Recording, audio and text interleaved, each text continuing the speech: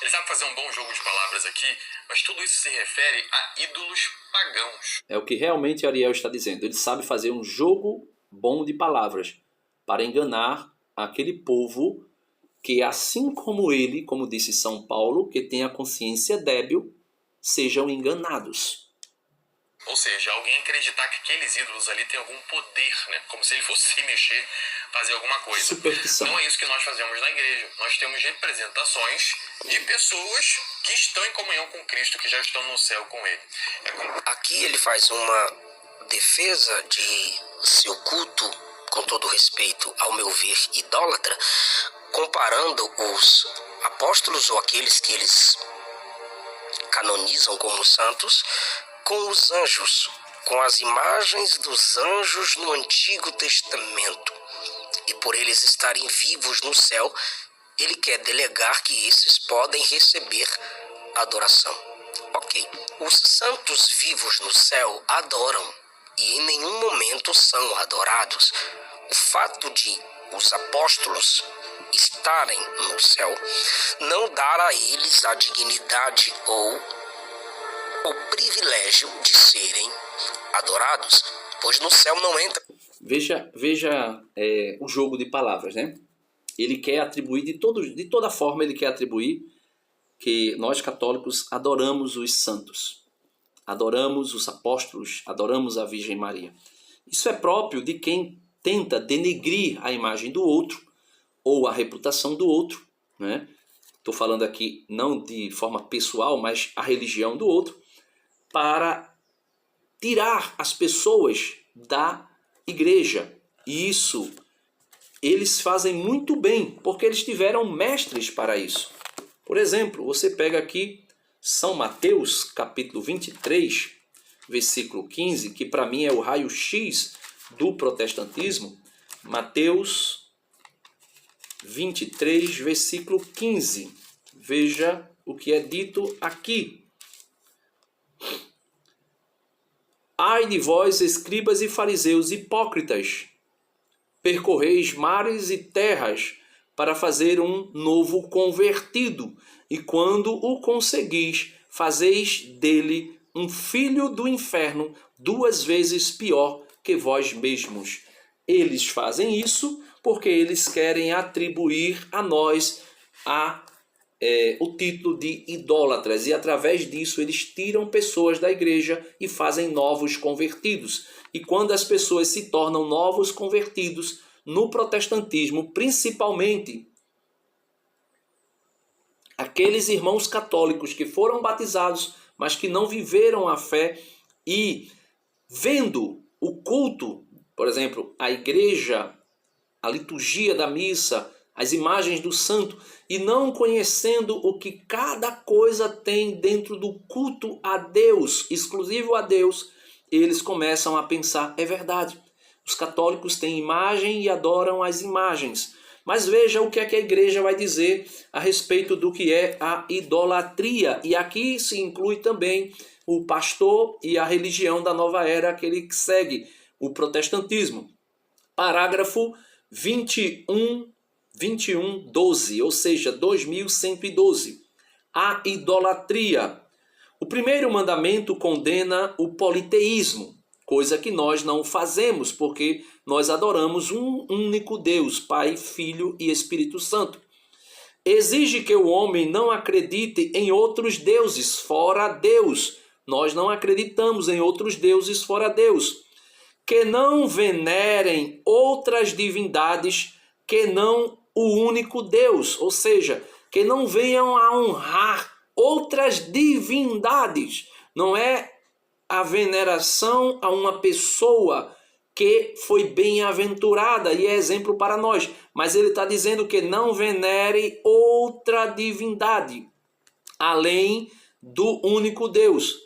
A Escritura lembra constantemente esta rejeição a ídolos, ouro e prata, obras das mãos dos homens, que ele usou pejorativamente sobre nós, né? Imputando sobre nós, quando na verdade se falava de ídolos, os quais têm boca e não veem, não falam, melhor dizendo, têm olhos e não veem, Esses ídolos vãos tornam as pessoas vãs. É isso que a igreja ensina. E aí ele continua o catecismo. Sejam como eles os que fabricam e todos os que nele confiam. Salmo 115, verso 4 a 5 e versículo 8. Deus, pelo contrário, é o Deus vivo, né?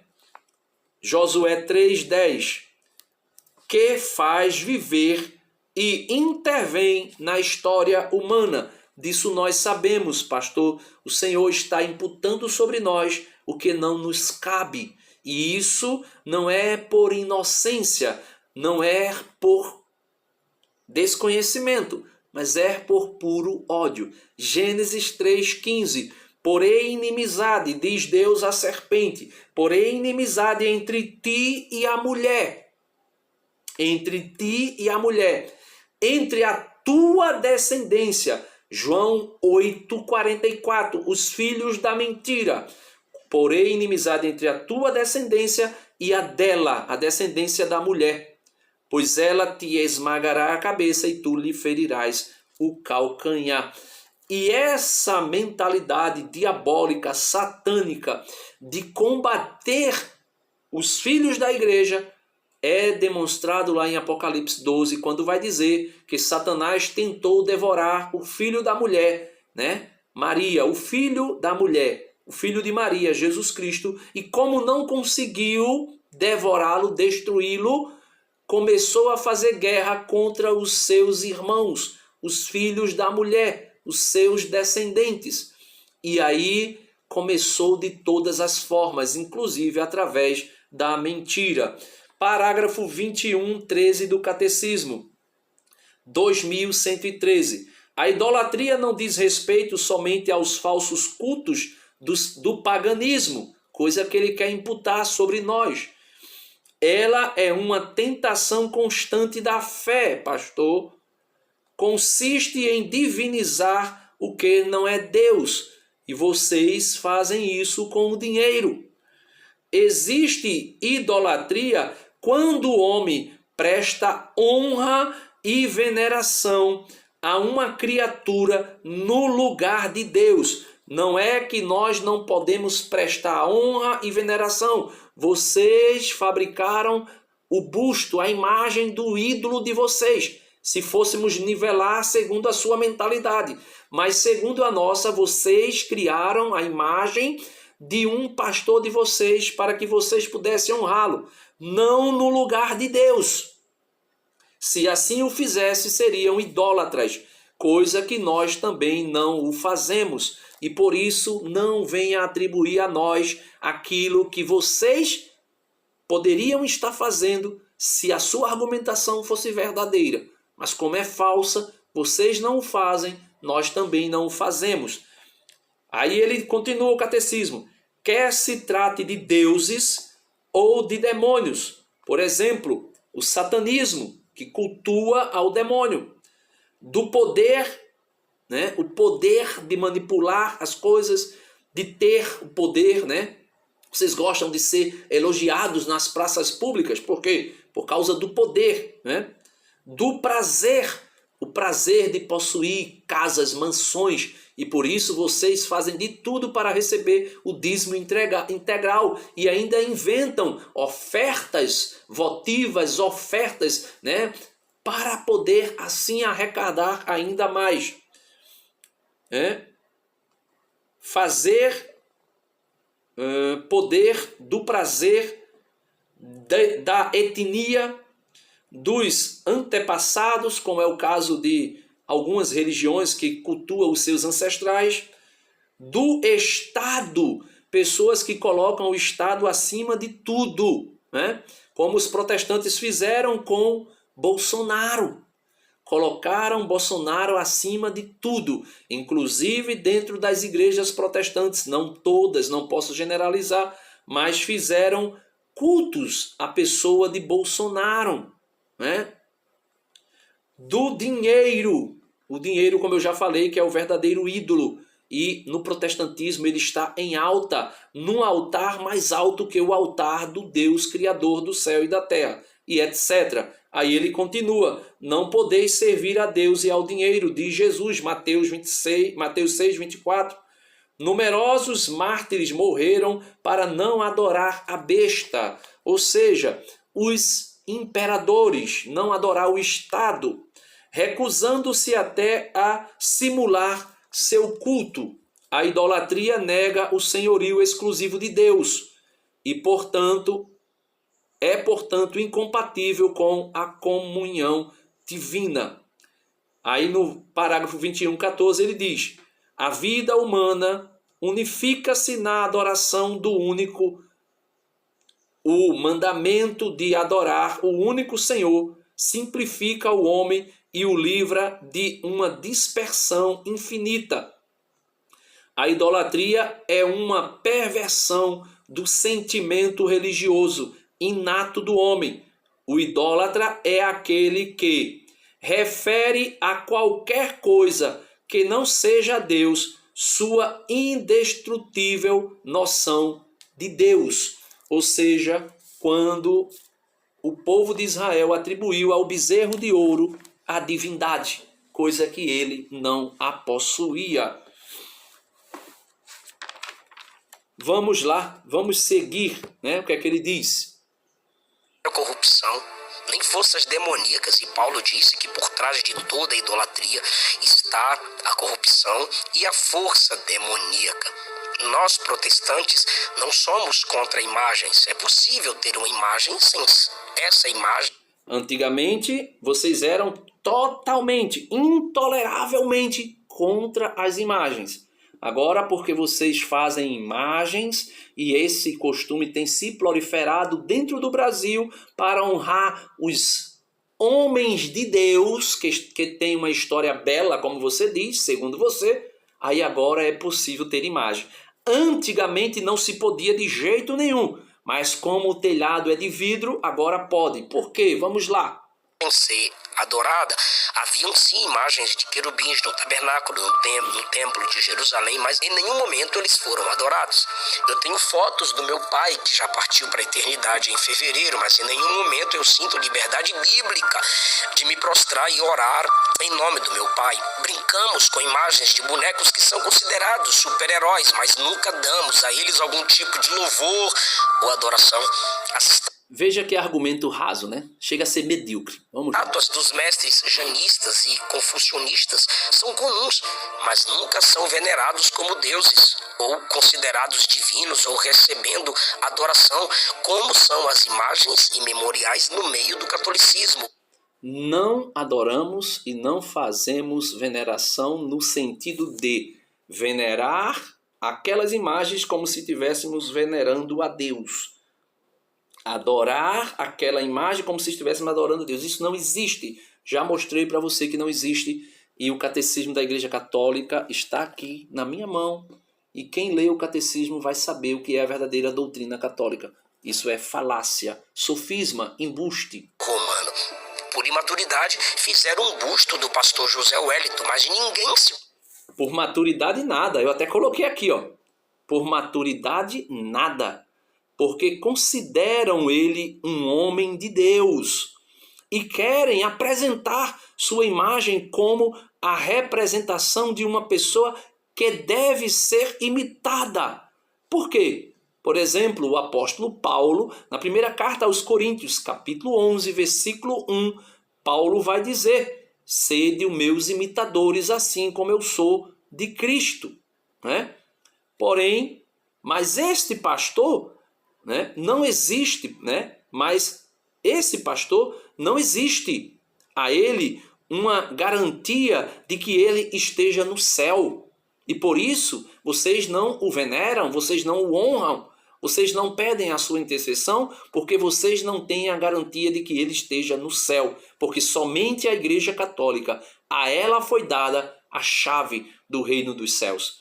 Apocalipse capítulo 3, versículo 7. Aquele descendente de Davi, que tem a chave de Davi nas mãos, que fechando ninguém abre, que abrindo ninguém fecha, este mesmo, lá em Mateus 16, 18, vai dizer: tu és Pedro, sobre esta pedra edificarei a minha igreja, e eis que eu te darei a chave do reino dos céus. O que tu ligares, ou seja, o que tu fechar no céu, na terra será fechado no céu. O que tu abrires na terra será aberto no céu. Assim como o próprio Deus, na pessoa de Cristo, disse: eu tenho a chave, eu abro e ninguém fecha, eu fecho e ninguém abre. E esta chave eu dou ao meu servo Pedro, e ele tem autoridade. Por quê? Jesus disse: a quem vos ouve, a mim ouve, a quem vos rejeita, a mim rejeita.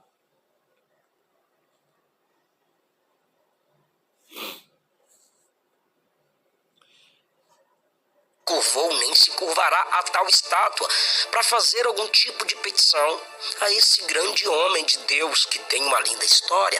A Arca da Aliança, sim, era uma imagem representativa da presença de Deus, mas ela nunca foi adorada. E quando ela foi transformada em um amuleto de sorte, um instrumento que é projetado para proteger, defender ou realizar algo, o juízo de Deus alcançou quem considerou a arca capaz de fazer aquilo. Isso que ele está dizendo é o que eu já disse sobre superstição. Não vou ler. É atribuir a um objeto um poder que é exclusivo de Deus. E aqui nós, no parágrafo 21:11 do Catecismo, nós mostramos claramente que essas imagens, essa ideia de colocar um poder mágico a um objeto ou a qualquer coisa que seja, é superstição. No primeiro livro de Samuel, capítulo 3, verso 4, veja o que é dito. Voltando o povo para o arraial, disseram os anciãos de Israel: por que nos feriu o Senhor? Hoje, diante dos filisteus, perderam a guerra. Tragamos de Siló a arca da aliança do Senhor, para que venha no meio de nós e nos livre das mãos de nossos inimigos. Ou seja, o Catecismo da Igreja Católica, no parágrafo 21:11, vai dizer que isto é superstição. E nós não fazemos isso porque somos orientados. Repito, Catecismo da Igreja Católica, parágrafo 21:11, 2111, vai dizer que isso é superstição e nós não fazemos isso, ok? Apenas uma representatividade, não poderia ser adorada nem cultuada. Os santos que estão no céu, os apóstolos, não aprovariam o que o catolicismo romano faz com as suas imagens. Eliseu estava vivo e uma mulher veio diante dele pedindo ajuda, pois seus filhos seriam levados como escravos. E Eliseu disse: que tenho eu contigo? Ele estava transferindo a fé daquela mulher a Deus, que ela se desconectasse dele. Você consegue imaginar o profeta Jeremias, cujo ministério foi denunciar a confecção de ídolos, se ajoelhando para orar diante de uma imagem dele, de Jesus? Você consegue imaginar o profeta Jeremias, cujo ministério denunciou a confecção de ídolos, se ajoelhando para orar diante de uma imagem de Jesus ou de Maria? Você consegue imaginar o profeta Isaías carregando uma imagem sagrada em uma profissão religiosa, à luz do que ele mesmo escreveu no capítulo 46 do livro que leva o seu nome? Você acredita que o apóstolo Paulo se sentiria à vontade orando, invocando uma estátua de si mesmo em uma igreja? Venerar imagens sagradas de profetas e apóstolos é contra os mandamentos das Escrituras. João tentou adorar um anjo em Apocalipse 22. Ele tentou, mas não conseguiu completar. Veja, tudo que ele falou aí sobre os apóstolos não é possível fazer, né? Os apóstolos não fariam e nós não fazemos. Por quê? No livro de Jeremias, capítulo 17, verso 5, é dito o seguinte, e aí desmonta todo o argumento retórico, sofista e embusteiro do pastor aí. Veja, Jeremias vai dizer assim: assim diz o Senhor, maldito o homem que confia no homem e faz da carne o seu braço e aparta o seu coração do Senhor. Maldito é o homem que faz tudo isso que o pastor está dizendo e aparta o seu coração do Senhor. Se o nosso coração está no Senhor, mas nós confiamos nos homens de Deus, que já chegaram à glória, para, através das suas orações, alcançarmos de Deus a graça, nada tem a ver com o que ele está aí dizendo, com esse jogo de palavras que ele sabe muito bem fazer, porque esse povo, para se tornar pastor, não estuda somente a Bíblia, mas estuda retórica, argumentação retórica, para poder, pela retórica, impor sobre as pessoas um domínio. Coisa que o apóstolo Paulo disse: eu não vou a vocês por meio de retórica. E ele dizia: não sou muito bom de retórica, mas não vou até vocês por meio de retórica, argumentação humana, porque senão eu tiraria o poder do evangelho que é próprio do evangelho. Ele, ao contrário, vai dizer que o evangelho, que a boa notícia simples, é o poder de Deus. E ele, Paulo, convenceu as pessoas, não ele próprio, mas o Espírito Santo, que Paulo disse que foi derramado em nossos corações e que Jesus disse que nos convenceria do pecado, da justiça e do juízo. Paulo convenceu as igrejas de que Jesus era o Cristo simplesmente por anunciar o Cristo e não por retórica. Ele está dizendo que João, em Apocalipse 10, 19, eu vou pegar o texto como está aqui. Veja que você pega um texto bíblico, isola esse texto bíblico e tenta associar isso ao catolicismo, quando na verdade o texto que está sendo dito ali nada tem a ver com o que nós fazemos. Mas vamos lá, né? Apocalipse capítulo 19. Apocalipse capítulo 19, 10. É dito o seguinte. Veja. Prostei-me aos seus pés para adorá-lo. Mas ele me diz: não faça isso. Sou um servo como tu e teus irmãos, possuidores do testemunho de Jesus. Adora a Deus, porque o espírito profético não é outro que o testemunho de Jesus. Agora eu vou mostrar, depois do argumento dele aí, outra pessoa que ajoelhou-se diante de um anjo e não foi repreendido. Por quê? Porque não ajoelhou-se para adorar. Pois o anjo interrompeu, e o anjo explicou o porquê que ele, o anjo, não poderia ser adorado. E ele diz: eu sou conservo teu, dos teus irmãos, dos profetas, ou seja, dos apóstolos. O anjo, no contexto da adoração, se nivela aos companheiros de João como indignos de adoração, pois ele diz que ele é um conservo, alguém que serve com os profetas, alguém que serve com os irmãos. Contemporâneos do apóstolo João não podem ser adorados. É isso que o texto está dizendo. Agora vamos lá para Josué, capítulo 5, verso 14, 15 e 16. Vamos ver se a situação aqui não é semelhante. Veja, a situação é semelhante, mas não é igual. E por que não é igual? Vamos lá. Josué, capítulo 5, versículo 14. Ele respondeu. Veja, eu vou ler o 13 para você entrar dentro do contexto. Josué encontrava-se nas proximidades de Jericó. Levantando os olhos, viu diante de si um homem de pé, com uma espada desembaiada na mão. Josué foi contra ele e disse: és dos nossos? Disse ele: ou dos nossos inimigos? Ele respondeu: ele quem? O homem que estava em pé diante de Josué com uma espada na mão. Ele respondeu: não sou dos teus inimigos. Venho como chefe do exército do Senhor. Josué prostou-se com o rosto por terra e disse-lhe: que ordena o meu senhor a seu servo?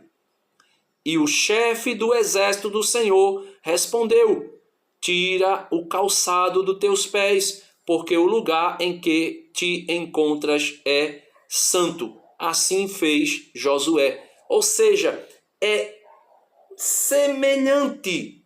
A situação é semelhante. Josué, na antiga aliança, se prostra diante de um anjo. O anjo não o repreende. Por quê? Porque no Apocalipse é dito de maneira muito explícita para que ninguém faça o que esse pastor está fazendo aí, fazendo jogo retórico para colocar no texto, ou melhor, para colocar sobre nós aquilo que está sendo dito no texto que nada tem a ver com o que nós fazemos. Veja, prostrei-me, João diz, aos seus pés para adorá-lo. Josué prostrou-se diante do anjo, mas não para adorá-lo. Por isso, essa imputação desta falácia do pastor sobre nós católicos não cabe, porque nós não prostramos, nós não nos prostramos diante das imagens ou dos santos para adorá-los. Não, isso é mentira, é fake news. E eles estavam, alguns morrendo, outros à beira da morte, outros morreriam, mas o anjo diz, nós somos conservos, nós não podemos receber adoração. O anjo que protege não deve receber nenhum tipo de veneração e prostração.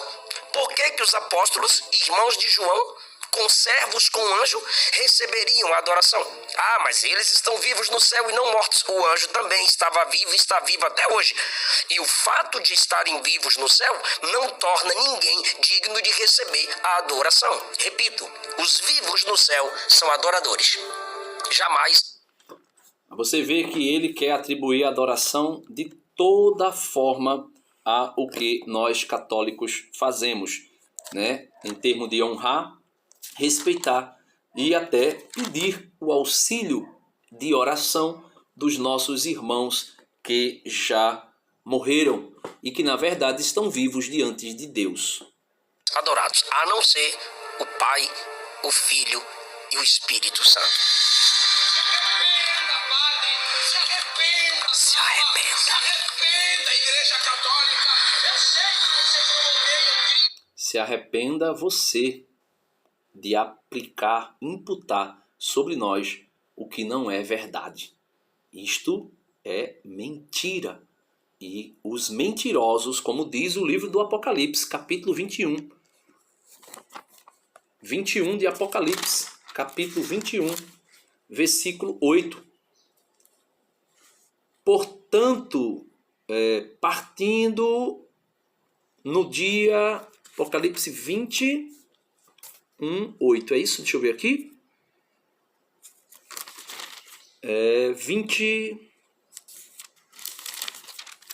20, a Jerusalém do Alto, né? Deixa eu só encontrar, né? Eu estava com o livro aberto em Atos, né? Apocalipse 21, 8 diz assim: os tíbios, os infiéis, os depravados, os homicidas, os impuros, os maléficos, os idólatras. Aí ele vai dizer, os idólatras não entram no reino dos céus. Só os idólatras? Não, veja, os tíbios. Tem pessoas no meio protestante que é tíbio, ou seja, que é morno, não é nem quente nem frio, que será vomitado. Tem, pastor. Se tem, eles não entrarão no reino dos céus. Tem os infiéis, que mesmo estando dentro da igreja católica, roubam, enganam, adulteram, traz suas esposas. Tem. Não entrarão no reino dos céus. Tem os depravados no meio protestante, como a gente vê de vez em quando um escândalo aí, né, de depravação. Tem homicidas. Ah, não, no meio protestante não tem homicida não.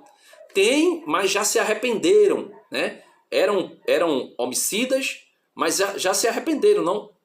Aí ele diz, veja, João vai dizer assim: todo aquele que odeia o seu irmão é homicida. Todo o que odeia o seu irmão é homicida. No meio protestante existe alguém que odeia o outro?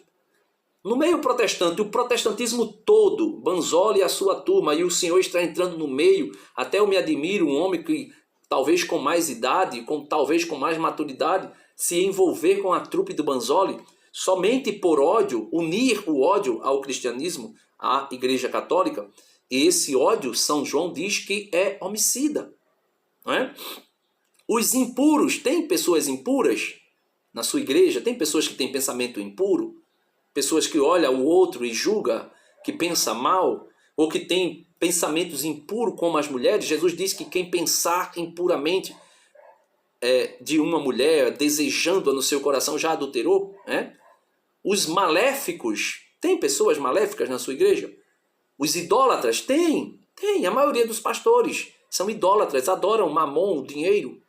E todos os mentirosos, pastor, quem mente, terão como quinhão o tanque ardente de fogo e enxofre, a segunda morte. Ou seja, o inferno. O inferno. Né? Cuidado, pastor. Cuidado.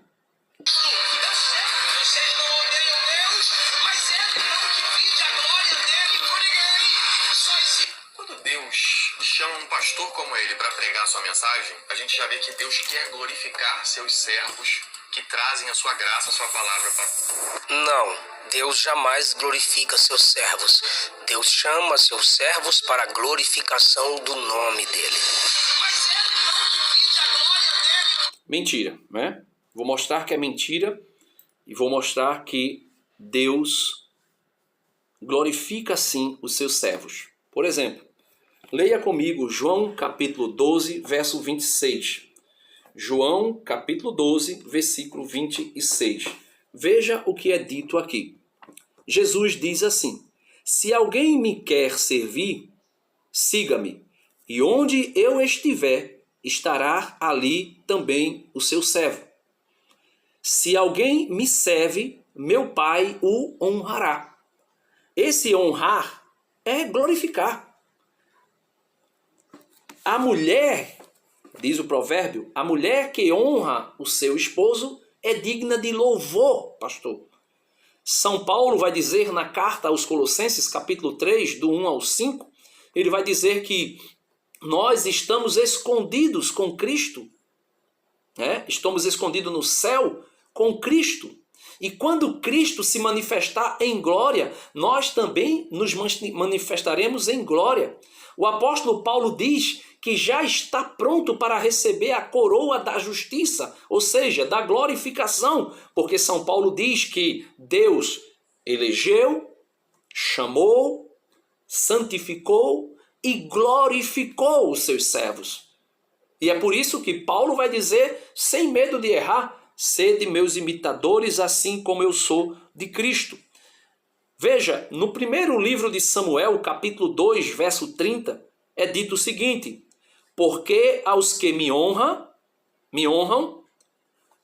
honrarei ou glorificarei, porém os que me desprezam serão desprezados. Quem se humilha será glorificado, será exaltado. Porém, esta glória que o Ariel falou, e que nós reconhecemos, e que Cristo diz que pode ser dada aos seus servos, não é a glória como é dada ao Deus único e verdadeiro, no sentido de que Ele seja glorificado, como diz o Salmo 115, e nós conhecemos muito bem. Não a nós, Senhor, não a nós, mas ao Teu nome seja dado a glória. Que glória? A glória porque Tu fizestes o céu e a terra, porque Tu nos salvastes. Isso aí é outra coisa. Mas, na teologia bíblica, esta glorificação do homem não significa torná-lo Deus, pastor. Porém, traz, faz com que ele transmita, reflita a imagem de Cristo. Lembre-se, os 24 anciões fizeram isso. Vamos lá. Chama um pastor como ele para pregar sua mensagem, a gente já vê que Deus quer glorificar seus servos que trazem a sua graça, a sua palavra para o povo. É a mesma coisa com os anjos e com os santos. Quando ele diz aqui, ele sabe que nós não odiamos a Cristo, ele deveria pensar, se nós não odiamos a Cristo e a nossa Bíblia é a mesma que a dele, esses textos são idênticos, por que os católicos têm essas imagens? É uma leitura muito rara, pensar que nós adoramos ídolos por ter imagens dos santos. Você sabe, pastor, apenas você quer atribuir às nossas imagens aquilo que você atribui ao dinheiro. Um poder que o dinheiro não tem. O poder sobre a vida, o poder sobre a morte, o poder até mesmo sobre a salvação. Tem um vídeo meu aqui falando exatamente sobre isso, que R.R. Soares dizia que quem não pagar o dízimo está roubando a Deus. E como São Paulo diz na primeira carta aos Coríntios, capítulo 6, verso 9, que os ladrões não herdarão o reino dos céus, ele estava dizendo que quem não paga o dízimo é ladrão e por este motivo não iria ser salvo, pastor. Vocês atribuem ao dinheiro a capacidade até mesmo de salvar vocês, de comprar a salvação de vocês. Isto é fato, porque senão, do contrário, quem não pagasse dízimo e oferta poderia ser salvo. E vocês da Assembleia de Deus expulsam, disciplinam, corrigem e até afastam as pessoas que não pagam o dízimo integralmente. E ministros de Deus. Existe um mediador entre Deus e os homens, Jesus Cristo. É justamente por causa da mediação de Jesus Cristo, que é o único mediador entre Deus e os homens, que nós estamos unidos a todos os santos. Porque todos nós somos um em Cristo. Estamos unidos aos nossos irmãos que já... Nessa parte, ele está se baseando na falsa doutrina da comunhão dos santos que os católicos romanos pregam. Ele está falando da doutrina da comunhão dos santos e que o credo luterano, do pai deles, do protestantismo, vai dizer que crê na comunhão dos santos. Porém, de uma maneira distinta da nossa. Porque nós cremos que os santos no céu, eles chegaram à perfeição. Eles estão lá junto com os anjos. E eles podem realmente interceder por nós. Quando incluem nessa doutrina a mediação dos santos em Cristo que já morreram. Essa doutrina jamais transparece nas páginas da Bíblia Sagrada, principalmente no Novo Testamento. E eu mostro aqui que ela transmite. A palavra de Deus transmite isso.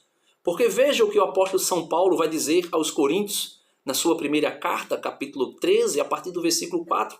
São Paulo diz assim: a caridade é paciente, a caridade é bondosa, não tem inveja, a caridade não é orgulhosa, não é arrogante, nem escandalosa, não busca os seus próprios interesses, não se irrita, não guarda rancor, não se alegra com a injustiça, mas se rejubila com a verdade, tudo desculpa, tudo crê, tudo suporta. E aí ele continua: a caridade jamais acabará. As profecias, pastor, que o senhor é metido a profeta, desaparecerão. O dom das línguas que o senhor Shilambalakandala Yerahá usa, nós também cremos no dom da língua, mas eles cessarão. O dom da ciência, o conhecimento, findará. A nossa ciência aqui neste mundo é parcial, é limitada. A nossa profecia é imperfeita, pastor. Quando chegar o que é perfeito, o céu, onde os santos estão, o imperfeito desaparecerá. As imperfeições que nós temos quando nós fomos glorificados com Cristo, como os santos já foram. Quando eu era criança, falava como criança, pastor. Pensava como criança, raciocinava como criança, desde que me tornei homem. Então, os santos participam dos atributos divinos, porque eles saíram do que é imperfeito e entraram no perfeito, que é o reino dos céus. tem usado a Apocalipse 5 como texto de prova, se lembrando dos 24 anciãos, mas os 24 anciãos são provavelmente seres angelicais, espirituais, e não... O pastor está dizendo aí que os 24 anciãos são seres provavelmente espirituais, angelicais. Mas isso é mentira. Por quê? Porque os 24 anciãos são, dentro de toda a teologia cristã ao longo dos séculos, são eles, os 24 anciãos, são os 12 patriarcas da antiga aliança e os 12 apóstolos de Cristo, incluindo Matias, que substituiu Judas. Os 12 apóstolos e os 12 patriarcas, 12 homens que formaram o povo de Deus, a Assembleia, a Igreja da Antiga Aliança. 12 apóstolos que formaram a Igreja, a Jerusalém do Alto, que é a nossa mãe e é livre, não a Jerusalém da Terra, que os pastores protestantes adoram e é escrava com seus filhos, mas a Jerusalém do Alto é representada pelos 12 apóstolos. Inclusive é dito que na cidade existe o nome dos apóstolos nessa cidade, né?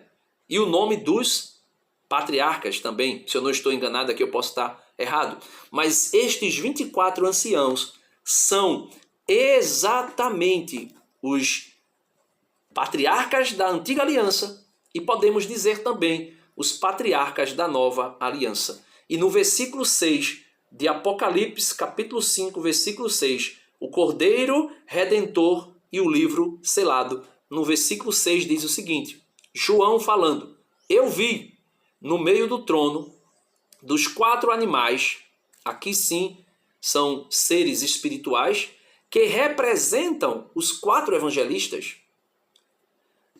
e no meio dos anciãos, um cordeiro de pé como que imolado.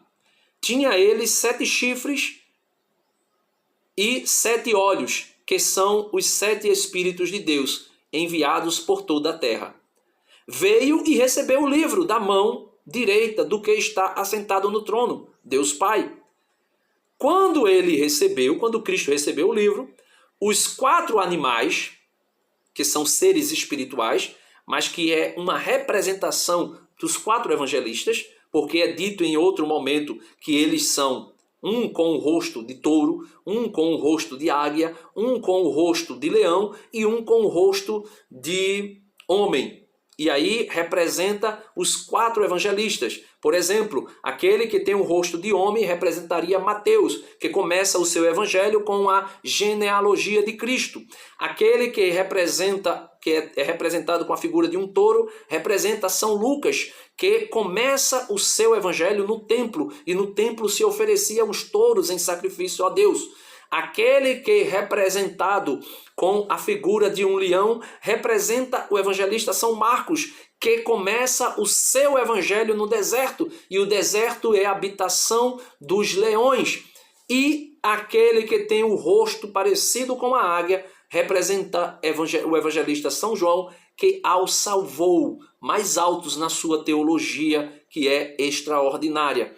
Aí, quando recebeu o livro, os 4 animais, que representam os 4 evangelistas, e os 24 anciãos prostraram-se diante do trono, diante do Cordeiro, tendo cada um uma cítara para adorar, e taças de ouro cheia de perfume, que são as orações dos santos.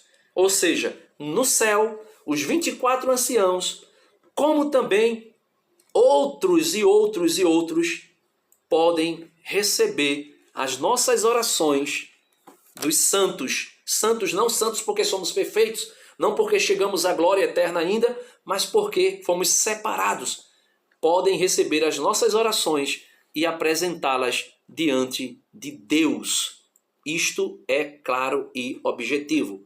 Vamos ver o que é que ele fala aí. Os seres comuns, humanamente falando, significa que tal passagem não oferece apoio algum para tal ideia.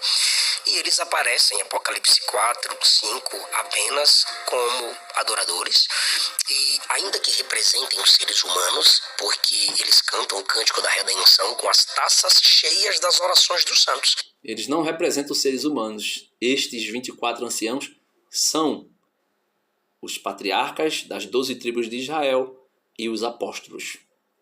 Mas não tem eles orando pelos santos.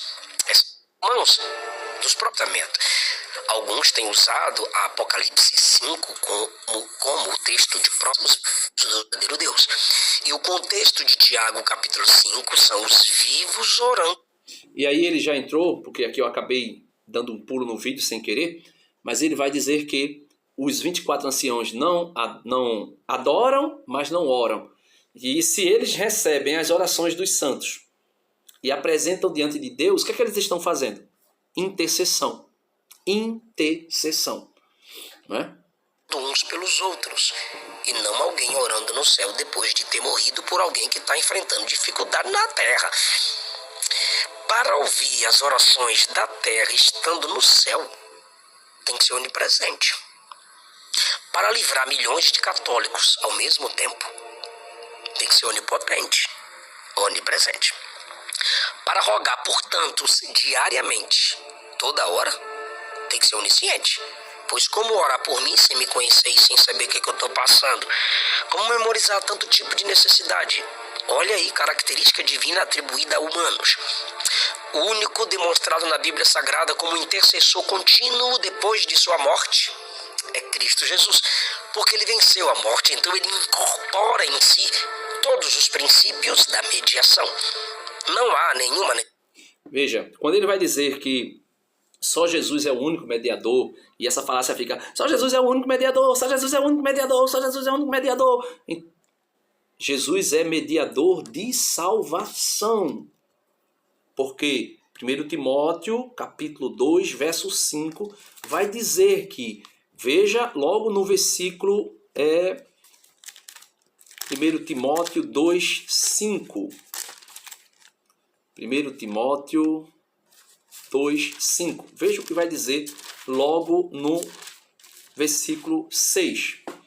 1 Timóteo 2, 5, versículos anteriores mostra os vivos intercedendo um pelos outros. Isso ele diz que é possível, mas não é possível no céu. Aí eu pergunto, quem está mais vivo? Aqueles que estão no céu e que não morrem mais e que esperam a ressurreição dos seus corpos para se unirem mais uma vez integralmente em corpo e alma e assim poderem imortalmente agora, a partir de agora, né, adorar a Deus constantemente, ou nós que ainda estamos aqui na terra, que provavelmente passaremos todos pela morte, apesar que São Paulo vai dizer que alguns serão transformados num abrir e fechar de olho por ocasião da vinda de Cristo. Isso não significa dizer que todos vão passar por isso. Mas veja, ele vai dizer, acima de tudo recomendo que, 1 Timóteo 2, 1, acima de tudo recomendo que se façam preces, orações e súplicas, ações de graças por todos os homens, pelos reis e por todos os que estão constituídos em autoridade, para que possamos viver uma vida calma e tranquila, com toda a piedade e honestidade. Isto é bom e agradável diante de Deus, nosso Salvador, o qual deseja que todos os homens se salvem e cheguem ao conhecimento da verdade. Aí eles vão pegar agora, porque há um só Deus e há um só mediador entre Deus e os homens, Jesus Cristo, homem. Essa mediação de Jesus não é intercessão somente, é porque ele fez a ponte entre o céu e a terra e nos uniu. Veja, Deus Pai nos reconciliou consigo mesmo através de Jesus Cristo, o único e eterno sacrifício de Cristo que nos conecta, que nos une, que nos religa, religião, que nos religa a Deus verdadeiramente. E aí, esse Jesus é o único mediador de salvação. Não significa dizer que é o único intercessor, porque senão, do contrário, nós teríamos que excluirmos, meus irmãos, o próprio. Teríamos que excluir o próprio Espírito Santo. Teríamos que incluir os anjos, teríamos que excluir, melhor dizendo, os anjos, excluir também aqueles que já estão no céu e que cantam, né, o hino da redenção, da vitória de Deus sobre os seus inimigos. E aí ele diz por quê? Que se entregou que se entregou como resgate por todos. Tal é o fato, estando em seu tempo. E deste fato digo a verdade, não minto. Fui constituído pregador, apóstolo e doutor dos gentios na fé e na verdade. Ou seja, ele está querendo limitar a intercessão dos santos, porque diz que nós não podemos, os santos não têm os atributos divinos, mas eles participam dos atributos divinos. E eu vou mostrar por quê. Deixa ele continuar falando. Necessidade de termos pequenos intercessores para que os seres humanos menores que os pequenos intercessores recebam benefícios espirituais na terra. Para quem estuda o assunto, o que eu vou falar agora vai entender. O gnosticismo sobrevive no cristianismo, no meio do catolicismo, sob várias formas. Isso aí que ele está dizendo é uma mentira. Veja, eu não vou pegar o versículo aqui para dizer por que os santos participam dos atributos divinos. Porque os santos, eles não estão no céu independentes. Eles estão unidos à cabeça, que é Cristo. A cabeça, a minha cabeça, a cabeça do pastor, é quem coordena as nossas ações. E nós só podemos fazer qualquer coisa que seja, se a nossa cabeça der o comando. Se a nossa cabeça tiver o conhecimento para tal ação, para que tal ação seja realizada. São Paulo diz em inúmeras passagens que Cristo é cabeça da igreja e que nós somos os seus membros. O próprio Cristo disse, eu sou a videira e vocês os ramos. Se vocês estiverem unidos a mim, vocês poderão fazer qualquer coisa. Mas se vocês não estiverem unidos a mim, vocês não poderão fazer coisa alguma, porque sem mim nada podeis fazer.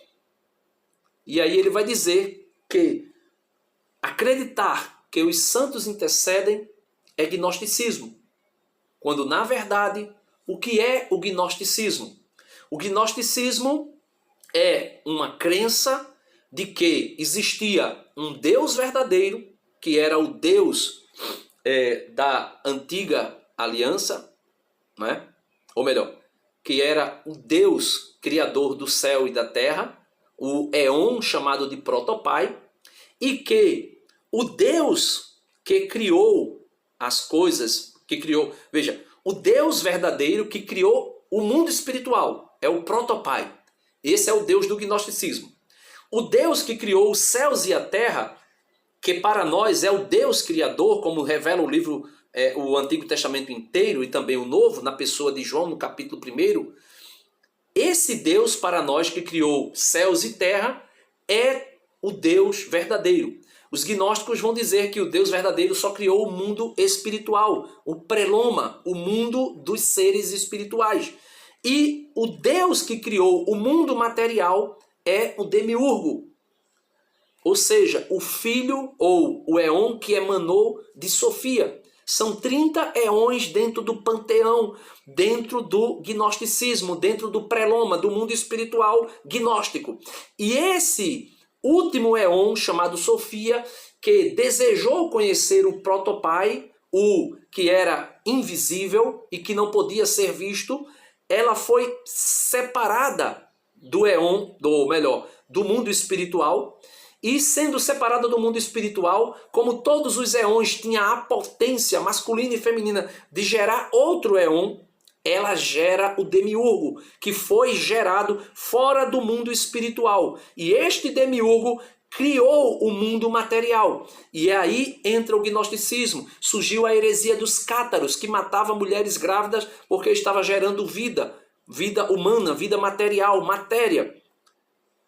E esse gnosticismo, eles diziam que aqueles que tinham a verdadeira gnose, o verdadeiro conhecimento e que conheciam a verdade por excelência, era uma porção restrita.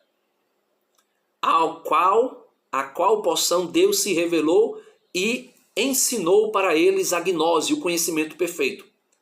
Isto não existe no catolicismo. Nós não temos dentro do catolicismo um grupinho, um grupelho que se acha os pneumáticos, os espirituais. Ao contrário. Ao contrário.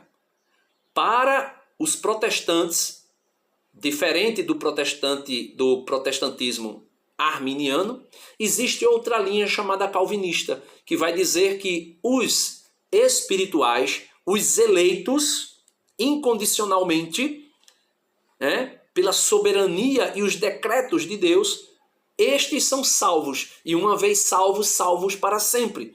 E esse grupelho, chamado calvinistas, são aqueles que vão dizer que são os únicos salvos, e salvos para sempre, porque não poderão perder a salvação jamais, porque foram eleitos por Deus desde sempre para chegar ao conhecimento da verdade absoluta de quem é Deus, e os demais estão predestinados pelo mesmo Deus à condenação. E aí sim, o calvinismo é um braço muito forte do gnosticismo, que vai dizer que existe um grupo seleto, um grupelho que foi eleito, que foi escolhido por Deus para serem os pneumáticos, os espirituais, aqueles que têm a salvação. Aí sim, dentro do protestantismo, o gnosticismo encontra lugar. E também o protestantismo arminiano, do pastor Eliseu, vai dizer que os sacramentos não existem. Por quê? Porque a Igreja Católica vai dizer que por meio dos sacramentos, através da matéria, por isso que nós dizemos que o sacramento tem a matéria e a fórmula. A matéria do batismo é a água. A matéria da Eucaristia é o pão e o vinho. E nós dizemos que por meio da matéria, Deus administra eficazmente a sua graça, fazendo com que aquilo que o sacramento aponta realiza eficazmente. Por exemplo, você é batizado nas águas e ali, através daquela água que foi santificada por Deus, e por meio daquela água, Deus traz uma graça eficaz a cada um de nós. Mas o protestantismo vai dizer que não existe uma ação de Deus pela matéria. Isto é gnosticismo. Por isso eles rejeitaram todos os sacramentos e ficaram apenas com duas ordenanças. A ordenança do batismo, que para eles não tem eficácia, não perdoa pecado, não regenera, não salva o homem e não torna o homem filho de Deus, porque é matéria.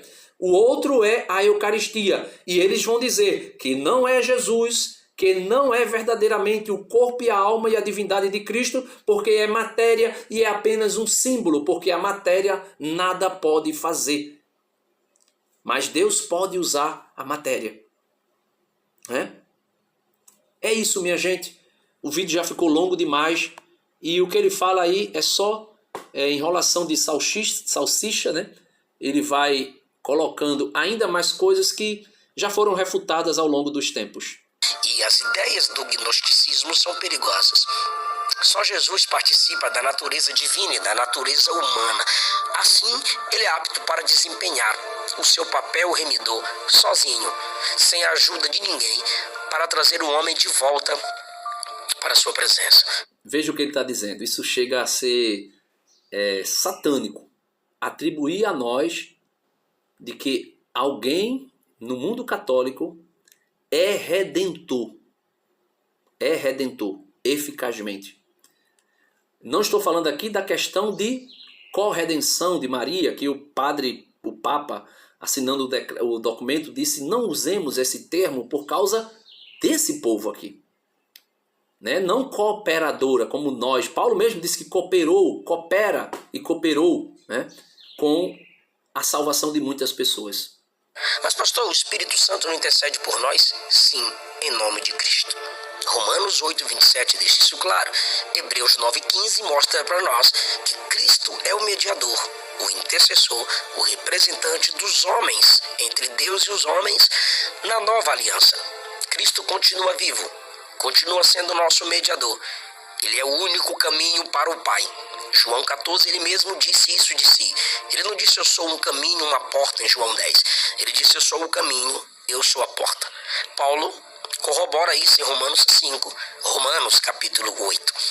Eu estou comentando 1 Timóteo 2 e veja o que ele diz sobre a minha aplicação baseada em 1 Timóteo capítulo 2. Ele sabe que nós não odiamos a Cristo. Ele deveria pensar, se nós não odiamos a Cristo e a nossa Bíblia é a mesma que a dele, esses textos são idênticos, por que os católicos têm essas imagens? É uma leitura muito rasa achar que nós adoramos ídolos por ter imagens dos santos e ministros de Deus. Agora, Existe um mediador entre Deus e os homens, Jesus Cristo. Justamente por causa da mediação de Jesus Cristo, que é o único mediador entre Deus e os homens, que nós estamos unidos a todos os santos. Porque todos nós somos um em Cristo. Estamos unidos aos nossos irmãos que já estão no céu. 1 Timóteo capítulo 2, Paulo deixa claro a partir do versículo 1 que é necessário fazer súplicas, orações, intercessões e ações de graças por todos. Veja, aí já está claro que nós podemos interceder um pelos outros.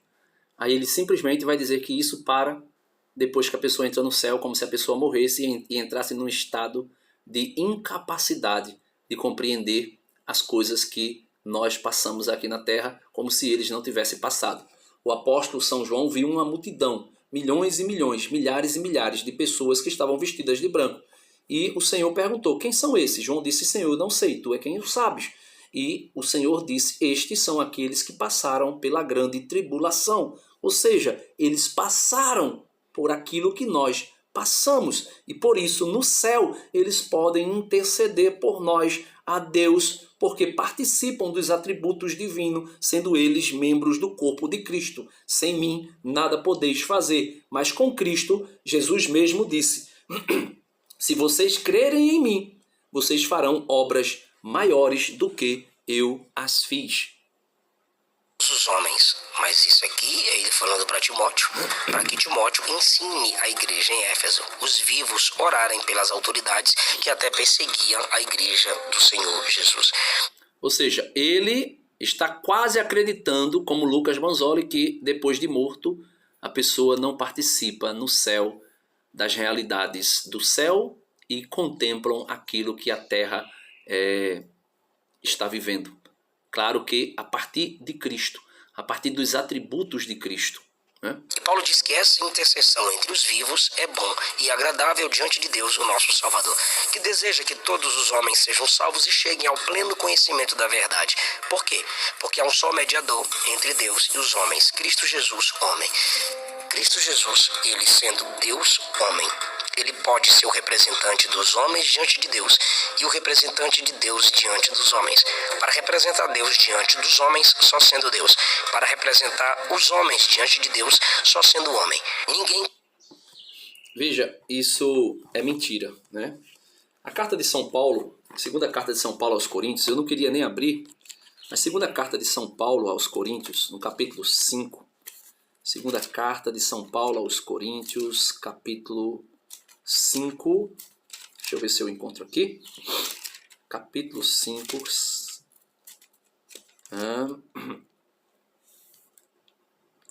deixa eu só encontrar, né? Tudo isso vem de Deus. Pronto, vamos ler a partir do versículo 17, veja lá, 2 Coríntios 5, 17. Todo aquele que está em Cristo é uma nova criatura. Então, todo que está em Cristo é uma nova criatura. Passou o que era velho, né? Não morreremos mais. Morreremos a morte física, mas a morte eterna, a segunda morte, o lago de fogo e de enxofre, não tem poder sobre nós. Então, nós participamos da vida divina. Nós participamos da vida de Deus. Passou o que era velho. Eis que tudo se fez novo. Tudo isso vem de Deus. Veja, tudo isso vem de Deus. Não vem dos homens, pastor. Vem de Deus, que nos reconciliou consigo por Cristo. Agora veja o que Paulo vai dizer. E nos confiou o ministério dessa reconciliação. Veja, foi confiado à igreja o ministério da reconciliação. Como é que você pode dizer que ninguém pode reconciliar, né? Que o homem não pode reconciliar o homem com Deus? Claro que não pode, porque não morreu no lugar neste sentido. Mas no sentido de representante de Cristo, veja o que Paulo continua dizendo. Veja, eu vou ler de novo, 1 Coríntios 5,18. Tudo isso vem de Deus, que nos reconciliou consigo mesmo, por Cristo, e nos confiou o ministério dessa reconciliação. Porque é Deus que, em Cristo, reconciliava consigo o mundo, não levando mais em conta os pecados dos homens, e pôs em nossos lábios a mesma mensagem de reconciliação. Portanto, veja o que São Paulo vai dizer, não é? Portanto, versículo 20, 2 Coríntios 5:20, portanto, desempenhamos o encargo de embaixadores em nome de Cristo. O que é um embaixador de um país no outro? Ele opera, ele age em nome do país. Veja, portanto, desempenhamos o encargo de embaixadores em nome de Cristo. E é Deus mesmo que exorta por nosso intermédio. Em nome de Cristo, vos rogamos, reconciliai-vos com Deus. Aquele que não conheceu o pecado, Deus o fez pecado por nós, para que nele nós nos tornemos justiça de Deus. E é por isso que os santos no céu, ainda mais e de maneira ainda mais perfeita que nós aqui na terra, podem orar e nos reconciliar a Deus por meio de Cristo Jesus, a quem eles, os santos, são membros e participam da sua divindade. Não sendo Deus como Cristo, mas participando dos atributos divinos e daquilo que Deus mesmo concede que eles façam em Cristo Jesus. Que morreu e está vivo diante de Deus agora, tem essas características que só existem em Cristo Jesus. E por que Cristo é o único mediador? Está aqui no texto, meu Deus do céu. Versículo 5 diz que ele é o único mediador. Por quê? Porque ele se entregou em resgate por todos. Ele é o único mediador, ou seja, o único salvador. Diferente de intercessor. Seja honesto com o texto, pastor. Nem Paulo, nem Pedro, nem João, nem Maria se entregou por resgate por todos. Ele se entregou em resgate por... Nós, católicos, nunca dissemos que Maria, que Paulo, que João, que quem quer que seja morreu para nos salvar. Isto é outra mentira. João 8,44. Filho da mentira. Todos, para servir de testemunho ao seu próprio tempo. Digo a verdade, não minto, eu sou pregador dessas coisas, eu estou aqui resumindo. Quero que os homens orem em todo lugar, e aqui ele está falando de um contexto terreno, levantando mãos santas, sem ódio nem discórdia. Ele está falando do contexto de culto, e no contexto de culto, a igreja é o povo intercessor pelos vivos. Agora, Cristo é o mediador.